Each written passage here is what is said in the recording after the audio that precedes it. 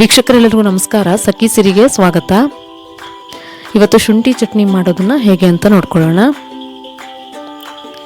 ತುಂಬ ಸುಲಭವಾಗಿ ಮಾಡ್ಕೋಬೋದು. ಇದು ಆರೋಗ್ಯಕ್ಕೆ ಕೂಡ ತುಂಬಾ ಒಳ್ಳೆಯದು. ಗಂಜಿ ಜೊತೆ ಇದನ್ನು ಸರ್ವ್ ಮಾಡ್ತಾರೆ. ಅದಕ್ಕೋಸ್ಕರ ನಾನು ಒಂದು 4 ಒಣ ಮೆಣಸನ್ನು ತೊಗೊಂಡಿದ್ದೀನಿ. ಬ್ಯಾಡಗಿ ಮೆಣಸು ಅಥವಾ ಖಾರ ಯಾವುದು ಆ ಥರದ ಮೆಣಸನ್ನು ನೀವು ಸೆಲೆಕ್ಟ್ ಮಾಡ್ಕೋಬೋದು. ಹಾಗೆ ಅರ್ಧ ಇಂಚಿನಷ್ಟು ಶುಂಠಿನ ಸಿಪ್ಪೆ ತೆಗೆದುಬಿಟ್ಟು ಸಣ್ಣ ಪೀಸ್ ಮಾಡಿ ಇಟ್ಕೊಂಡಿದ್ದೀನಿ.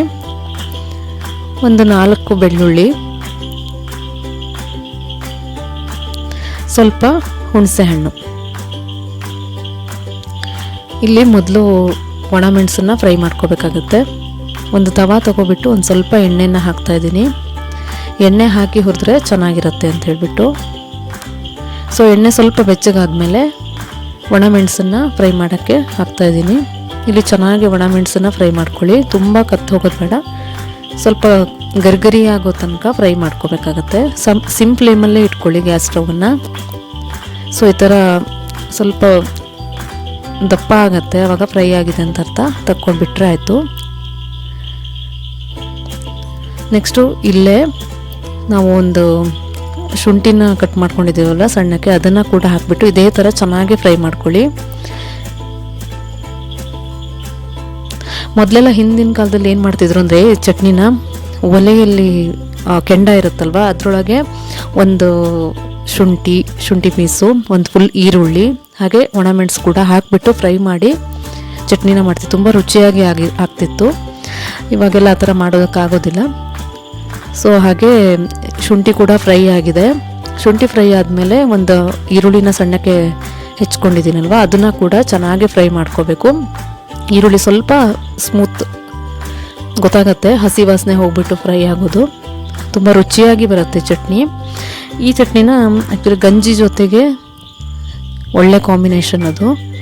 ನೀವು ಇಡ್ಲಿ ಆಮೇಲೆ ದೋಸೆಗೆ ಕೂಡ ಕಾಂಬಿನೇಷನ್ ಮಾಡಿಕೊಂಡು ತಿನ್ಬೋದು, ರುಚಿಯಾಗಿರುತ್ತೆ. ನೀರು ದೋಸೆ ಕೂಡ ತುಂಬ ರುಚಿಯಾಗಿ ಆಗುತ್ತೆ.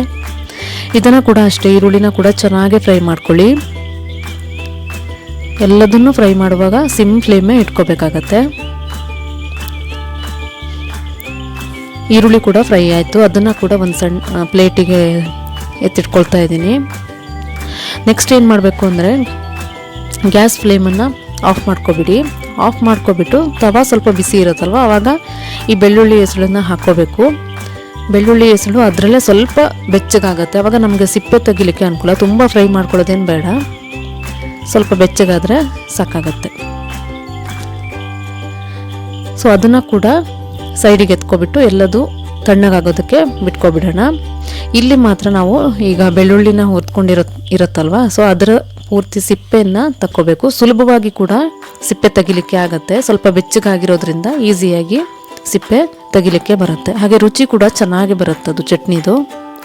ಸೊ ಈ ಥರನೇ ಮಾಡ್ಕೋಬೇಕು. ಮೊದಲು ಬೆಳ್ಳುಳ್ಳಿ ಕೂಡ ಅದನ್ನು ಕೂಡ ಇಡೀ ಗಡ್ಡೆನ ಸ್ವಲ್ಪ ಈ ಬೆಂಕಿ ಅದರಲ್ಲಿ ಹಾಕಿ ಬೇಯಿಸ್ತಿದ್ರು, ಚೆನ್ನಾಗಿ ಆಗ್ತಿತ್ತು ಚಟ್ನಿ. ಸೊ ಒಂದು ಮಿಕ್ಸಿ ಜಾರ್ ತೊಗೊಂಡಿದ್ದೀನಿ. 1 ಕಪ್ನಷ್ಟು ಕಾಯಿ ತುರಿನ ತೊಗೊಂಡಿದ್ದೀನಿ. ಕಾಯಿನ ಹೆಚ್ಚಿಗೆ ಹಾಕಿದಷ್ಟು ಚಟ್ನಿ ರುಚಿ ಚೆನ್ನಾಗಿ ಕೊಡುತ್ತೆ. ನಂತರ ನಾವೇನು ಫ್ರೈ ಮಾಡ್ಕೊಂಡಿರ್ತೀವಿ, ಈರುಳ್ಳಿ, ಶುಂಠಿ, ಒಣಮೆಣಸು, ಬೆಳ್ಳುಳ್ಳಿ, ಅದಷ್ಟನ್ನು ಅದಕ್ಕೆ ಹಾಕ್ಕೊಬಿಟ್ಟು ಸ್ವಲ್ಪ ಹುಣಸೆ ಹಣ್ಣು ಮತ್ತು ಉಪ್ಪು, ರುಚಿಗೆ ಕಲ್ಲುಪ್ಪನ್ನು ಬಳಸಿದ್ರೆ ತುಂಬ ಒಳ್ಳೆಯದು.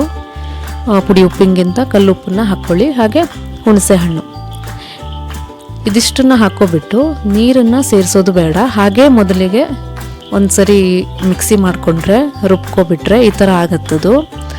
ಸೊ ಒಂದು ಸರಿ ಮಿಕ್ಸ್ ಮಾಡ್ಕೊಬಿಟ್ಟು ನಿಮಗೆ ಕನ್ಸಿಸ್ಟೆನ್ಸಿ ಯಾವ ಇದಕ್ಕೆ ಬೇಕು, ಗಟ್ಟಿ ಹದ ಬೇಕು ಅಂದರೆ ಸ್ವಲ್ಪ ನೀರನ್ನು ಸೇರಿಸ್ಕೊಳ್ಳಿ, ಇಲ್ಲಾಂದರೆ ಸ್ವಲ್ಪ ಜಾಸ್ತಿ ನೀರನ್ನು ಸೇರಿಸ್ಕೋಬೋದು. ಗಟ್ಟಿ ಚಟ್ನಿ ಆದರೆ ಗಂಜಿ ಜೊತೆಗೆ ತುಂಬ ಒಳ್ಳೆ ಕಾಂಬಿನೇಷನ್ ಆಗುತ್ತೆ.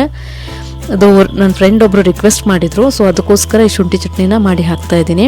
ಸೊ ಸ್ಮೂತಾಗಿ ರುಬ್ಕೊಬಿಟ್ರೆ ನಮಗೆ ಚಟ್ನಿ ರೆಡಿಯಾಗಿದೆ. ಸೊ ರುಚಿಯಾಗಿ ಹಾಗೆ ಆರೋಗ್ಯಕ್ಕೆ ಕೂಡ ತುಂಬ ಒಳ್ಳೆಯಾಗಿರೋಂಥ ಶುಂಠಿ ಚಟ್ನಿ ತಯಾರಾಗಿದೆ. ನಿಮಗೆ ಇಷ್ಟ ಆದರೆ ಲೈಕ್ ಮಾಡಿ, ಶೇರ್ ಮಾಡಿ, ಮರಿಬೇಡಿ ನನ್ನ ಚಾನಲ್ನ ಸಬ್ಸ್ಕ್ರೈಬ್ ಕೂಡ ಮಾಡಿ. Thank you.